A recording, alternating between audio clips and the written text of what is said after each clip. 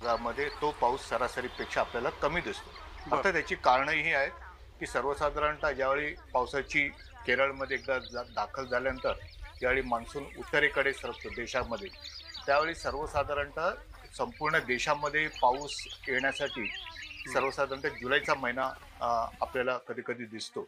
म्हणजे जूनच्या 30 तारीख जी आहे ती दिल्लीला आहे आणि अच्छा. त्याच्यानंतर मग पुढे राजस्थान वगैरे, वगैरे असं बघितलं, तर हं. सर्वसाधारणतः हा जो प्रवास आहे मान्सूनचा, हा एक लांबचा प्रवास आहे.